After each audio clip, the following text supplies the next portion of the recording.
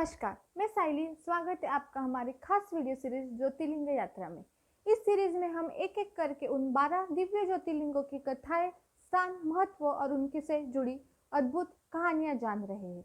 हम पहले ही इस सीरीज में पहले ज्योतिर्लिंग सोमनाथ और श्रावण मास के आध्यात्मिक महत्व का वीडियो बना चुके हैं और आज की हमारी यात्रा है दूसरे ज्योतिर्लिंग मल्लिकार्जुन की ओर। यह स्थान न केवल भगवान शिव का धाम है बल्कि मां पार्वती के साथ उनकी संयुक्त उपस्थिति वाला एकमात्र ज्योतिर्लिंग भी है। यह कोई साधारण मंदिर नहीं बल्कि वह स्थान है जहां भगवान शिव और मां पार्वती स्वयं अपने पुत्र से मिलने आए थे। यह कथा केवल धर्म की नहीं बल्कि प्रेम, त्याग और माता पिता के स्नेह की भी है। तो चलिए इस पावन धाम की ओर एक दिव्य यात्रा पर निकलते हैं। श्रीशैल्यम के घने वनों में छिपी श्रद्धा की अनमोल कहानी जानते हैं।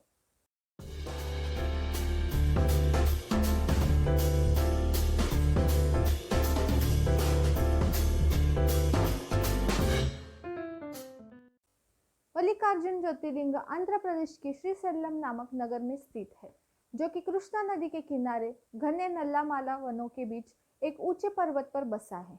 इसे दक्षिण का कैलाश भी कहा जाता है, यानी वो स्थान जो दक्षिण भारत के लिए उतना ही पावन है जितना कैलाश उत्तर भारत के लिए। यहाँ शिव केवल एक लिंग रूप में नहीं बल्कि मल्लिकार्जुन यानी शिव और भामरांबिका यानी पार्वती दोनों की उपस्थिति मानी जाती है।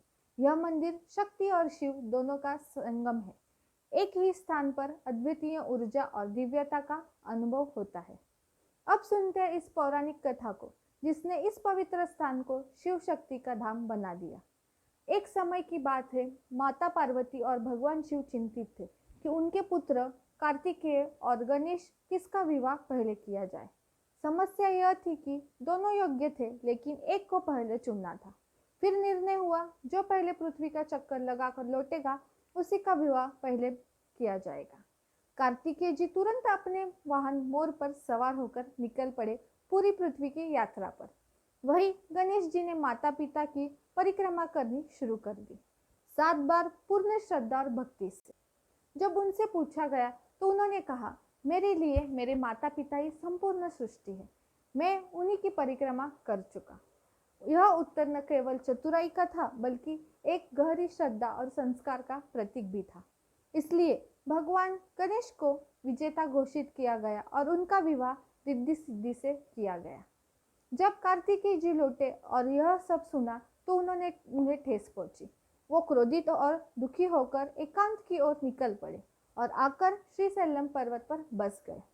अब माता पिता अपने पुत्र के वियोग को सह न कर सके, वे स्वयं वहां आए और यहाँ वे कार्तिकेय से मिलने पहुंचे। वही मल्लिकार्जुन ज्योतिर्लिंग की स्थापना हुई। यही कारण है कि यह स्थान शिव पार्वती दोनों की उपस्थिति को दर्शाता है।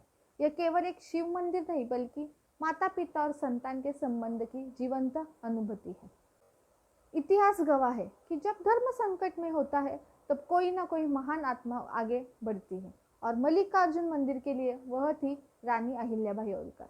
18वीं सदी में जब एक एक बाद एक विदेशी आक्रमण हो रहे थे, कई प्राचीन मंदिर या तो लूटे जा रहे थे या तो नष्ट हो रहे थे, तब इंदौर की मराठा रानी अहिल्याबाई होलकर ने न केवल इस मंदिर को पुनर्स्थापित किया बल्कि एक नई ऊर्जा दी। कहते हैं उन्हें स्वप्न में शिवलिंग का स्थान बताया गया और उन्होंने वहां पर भव्य मंदिर बनाया। यह कार्य न केवल धार्मिक कार्य था बल्कि यह महिलाओं की नेतृत्व, शक्ति और सांस्कृतिक चेतना का प्रतीक भी रहा। आज भी जो मंदिर श्रीशैलम में देखते हैं उसमें रानी अहिल्याबाई जी का योगदान अमूल्य है। तो क्या कारण है कि इस मंदिर को इतना विशेष माना जाता है? यह 12 ज्योतिर्लिंगों में दूसरा है और कुछ मान्यता के अनुसार यह आदि ज्योतिर्लिंग भी माना जाता है। यहाँ की पूजा से कहा जाता है कि जीवन के सभी पाप नष्ट होते हैं और मोक्ष की प्राप्ति होती है। महाभारत, शिव पुराण और स्कंद पुराण में इस स्थल का विशेष उल्लेख है। यह केवल पूजा का स्थान नहीं बल्कि एक ऊर्जा केंद्र है जहाँ लोग मानसिक, आध्यात्मिक और भावनात्मक रूप से शक्ति प्राप्त करते हैं। हर वर्ष श्रावण मास और शिवरात्रि के अवसर पर यहाँ लाखों श्रद्धालु दर्शन के लिए आते हैं। तो आज हमने जाना मल्लिकार्जुन ज्योतिर्लिंग की कथा, उसका इतिहास, रानी अहिल्याबाई होलकर जी का योगदान और इस धाम का दिव्य महत्व। यह सिर्फ एक तीर्थ स्थल नहीं है बल्कि यह स्थान माता पिता के प्रेम, पुत्र की भावना और श्रद्धा की गहराई को दर्शाता है। अगर आपको यह वीडियो पसंद आया है तो लाइक करें, चैनल को सब्सक्राइब करो और इस जानकारी को अपने दोस्तों और परिजनों के साथ शेयर करो। और हाँ, इस वीडियो सीरीज में हमने पहले ही 2 महत्वपूर्ण एपिसोड पोस्ट किए हैं। पहला श्रावण मास का आध्यात्मिक व वैज्ञानिक महत्व और दूसरा सोमनाथ ज्योतिर्लिंग की प्राचीन और प्रेरक कथा।